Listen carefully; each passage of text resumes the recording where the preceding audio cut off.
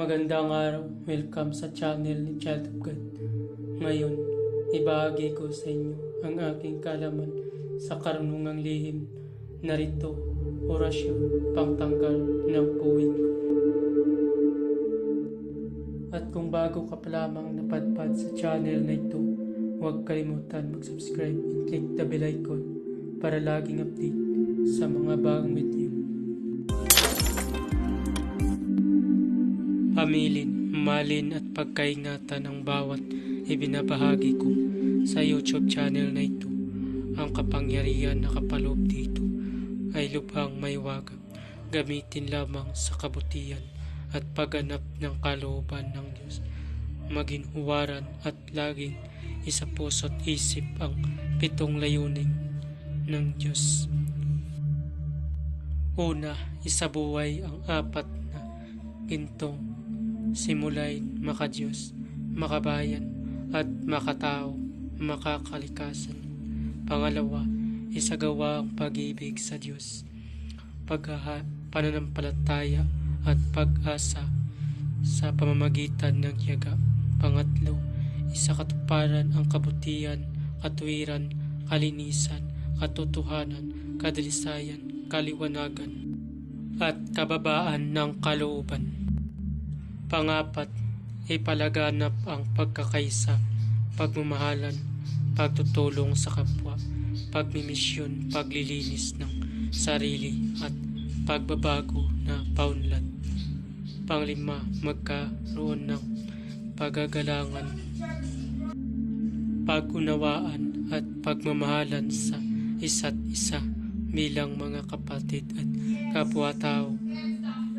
Panganim, maging dakila sa isip, sa salita at gawa para sa Diyos sa bayan at tao. Pangpito, ipagpatibay ang kautusan ng Diyos, tumulong sa pagpapaunlad ng katawan ng bawat kasapi ng samahan at tumupad sa adikain ng Diyos sa tao. Sa pamamagitan ng pagsunod sa mga layuning ito, ang isang naghahanap sa Diyos ay makakasumpong sa Kanya at hindi pagkakaitan ng Kanyang liwanag.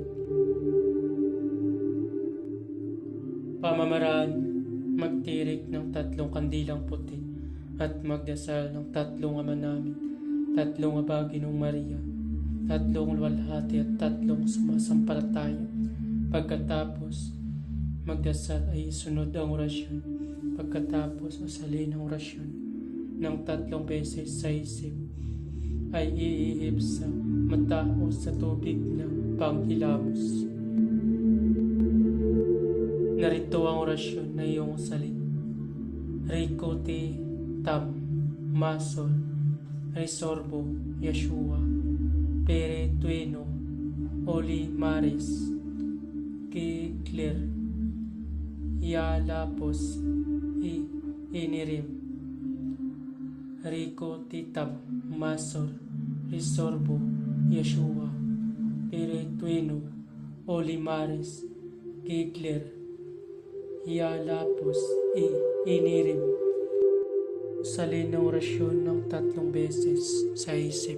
Maraming salamat.